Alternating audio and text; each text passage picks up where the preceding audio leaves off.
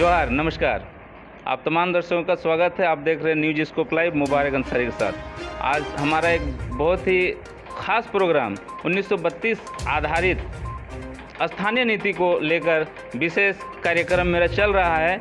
झारखंड सरकार के द्वारा ताबड़तोड़ एक पर एक जन लोगों के लेकर, उनको सुविधाओं को लेकर, उनकी मांगों को लेकर उन्होंने सभी तरह के समस्याओं को, चाहे वो पुलिस का हो, चाहे वो आंगनबाड़ी सहियाओं का हो, चाहे वो शिक्षक का हो, सभी तरह के नीतियों पर कैबिनेट में मंजूरी दे दी है, जिसको लेकर झारखंड की राजनीति काफ़ी गरमाई हुई है।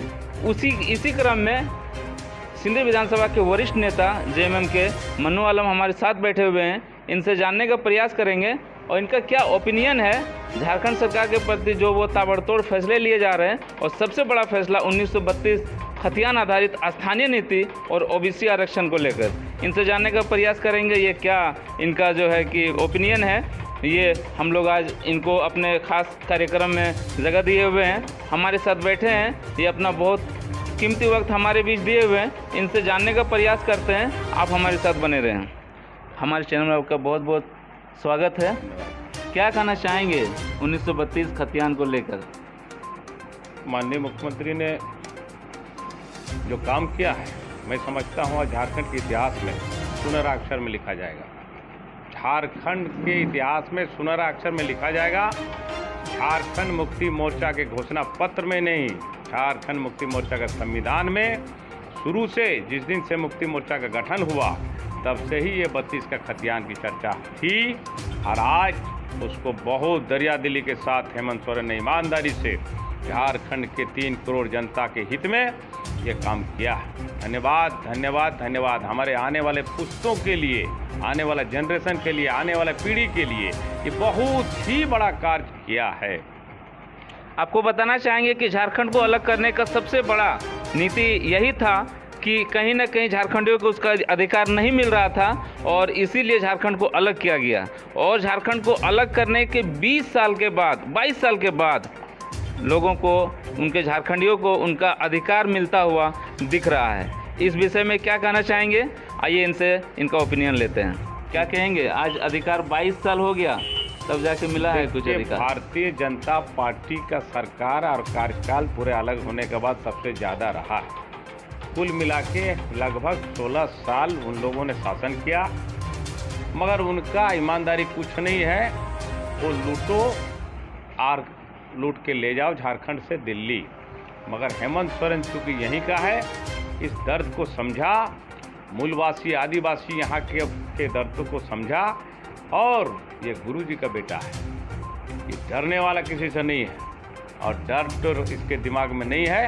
इसने दिखा दिया है। केवल 32 ही नहीं, इन्होंने ओबीसी आरक्षण की बात, चाहे वो पुलिस बल की बात, चाहे वो आंगनबाड़ी सहिया की बात, चाहे वो पारा शिक्षक की बात, चाहे वो पुराना पेंशन की बात, इन्होंने जो ताबड़तोड़ फैसले लिए, स्वागत योग्य हैं। ये झारखंड में ये परमानेंट मुख्यमंत्री हेमंत सोरेन जी हो गए। मैं समझता हूं कि इनका ये 40 वर्षीय मुख्यमंत्री हेमंत जी होंगे। ऐसा कार्य किसी ने नहीं किया था जो ये कर रहे हैं। भारतीय जनता पार्टी के नेता इस पर कुछ भी कहने से बच रहे हैं, क्योंकि उनको देश में दुकानदारी करना है और हेमंत सोरेन को झारखंड में। इसीलिए कुल मिला के वो कुछ नहीं कर रहे हैं। वो क्या कहेंगे? विरोध तो करे। अगर विरोध किया 32 का, आग है, दहकता आग है। हार्डकोक भट्ठा में जो कोयला जलता है ना, ये दहकता आग है। इसमें जो कूदेगा समूल नाश हो जाएगा, सब कुछ खत्म हो जाएगा। आप बोल रहे हैं ये भी समर्थन कर दिया, वो भी सब करना ही पड़ेगा। नहीं करेगा तो दुकानदारी बंद हो जाएगा।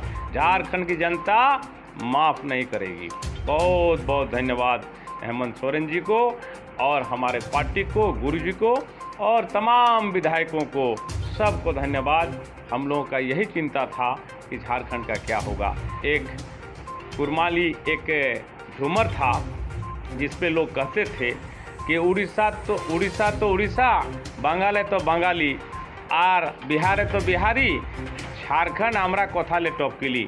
ये हम लोगों का कोई पहचान ही नहीं था कि झारखंड क्या है। झारखंड का कोई पहचान नहीं। यहाँ 2-2 आधार कार्ड, 2-2 वोटर कार्ड चल रहा था, मगर झारखंड अलग हुआ, एक पहचान हुआ। मगर ये भी हम कहना चाहते हैं कि ये बाहरी भीतरी की कोई बात नहीं, ये सब गलतफहमी है। कोई बाहरी को, सब झारखंड में पैदा हुए सब झारखंडी है, केवल ये पहचान की बात है। इसमें नौकरी चाकरी की बात है, कारोबार करने वाले लोग कर ही रहे हैं। कोयला बेचने वाला, बिल्डिंग बनाने वाले ठेकेदार, आपको कौन डिस्टर्ब है? आपको कौन टेंशन है? आप लोग टेंशन मत लीजिए, किसी को टेंशन लेने की जरूरत नहीं है। ये हक और अधिकार की बात है, ये हमारे यहाँ का हक अधिकार की बात है।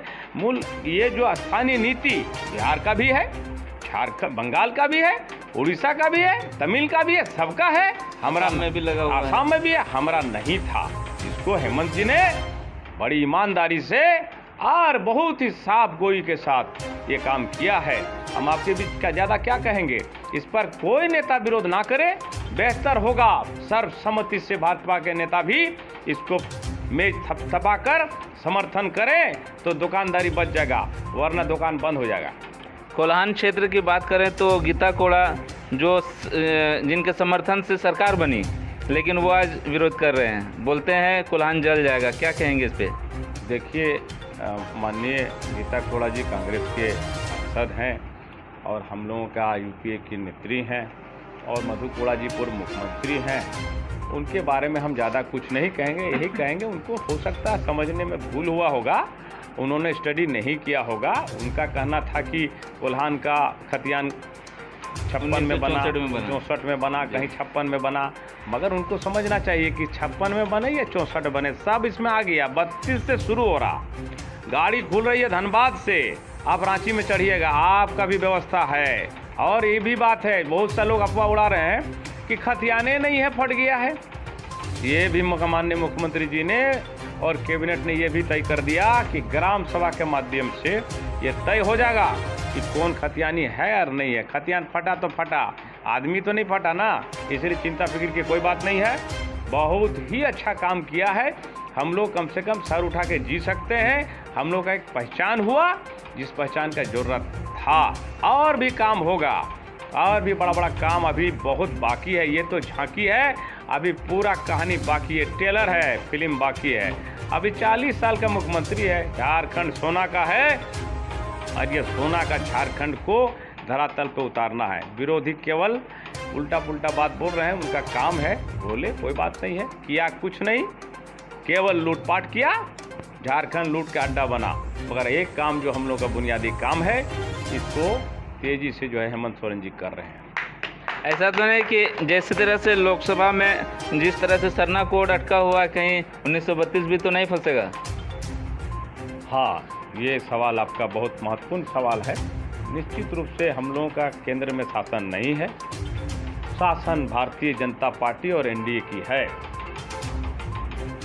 उनका अधिकार है कि भाई ये पास करना नहीं करना उनका काम है, नहीं किया तो क्या होगा? 24 में सरकार बदलेगा, निश्चित रूप से यूपी की सरकार और गैर बीजेपी सरकार बनेगा, तब पास होगा। पास होना है, भाजपा इस पर टच नहीं करेगा। अगर नहीं किया तो जीरो हो जाएगा झारखंड में, जीरो जीरो। एमपी में जीरो, जो अभी ले गया ना 12 एमपी, नहीं करें पता चल जाएगा। अब एमपी में जीरो होगा, तो कुल मिला के उनका पॉलिटिकल चीज़ है, उनके बारे में हम कुछ नहीं कहेंगे। बड़े बड़े नेता हैं, देश चलाने वाले लोग हैं, हम नहीं समझते हैं कि बीजेपी भी झारखंड के साथ ऐसा करेगी। अगर ऐसा करती है तो उनका भी चरित्र साफ हो जाएगा कि झारखंड के बारे में क्या कर रहे हैं। सबको चाहिए ईमानदारी से, हक अधिकार, गरीब है झारखंड, सबको मिल के ताली बजा के हम गरीबों को अधिकार दे, यहाँ के नौजवानों को अधिकार दे।